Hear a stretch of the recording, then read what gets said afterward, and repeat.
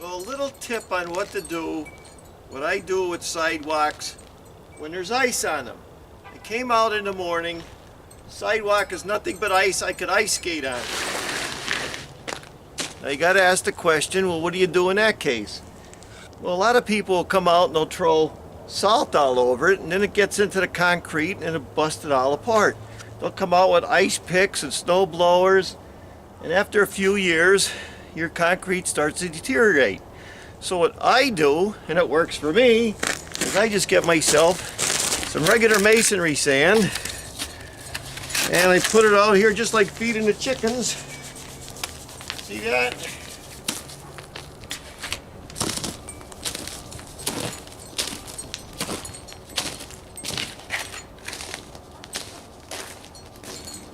So it's just one of the things I usually do to make it a little more safe for the postman or the egg man or the bread man or whatever you got coming.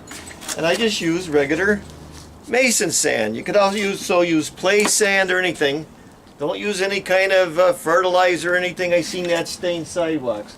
But basically, washed masonry sand like play sand, it's a nice little alternative instead of using salt and chemicals. So it's the next day and the only thing I'm doing is sweeping the sand off it.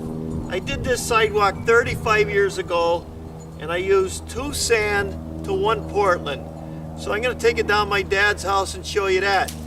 Now my dad did this sidewalk 50 some years ago and there's not one joint out of place. Same thing, we used 2 sand to 1 Portland cement.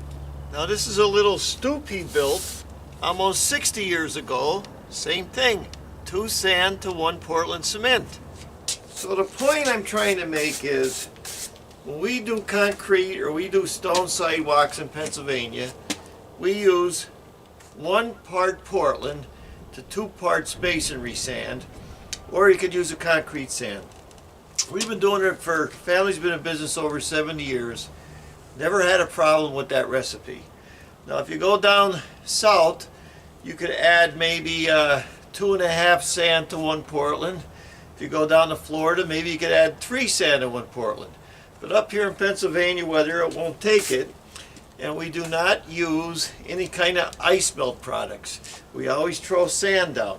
Now if you have a business or parking lots and all that, it's a different story. But for a little residential house or a patio or something, we always use sand and we never had any trouble. You could use ice melt, but I only see it do a lot of damage. So it's just something I want to turn you on to. Do your own research and do your own experiments and see what works for you. So thanks for watching. I'm Mike Haduck. Until next video.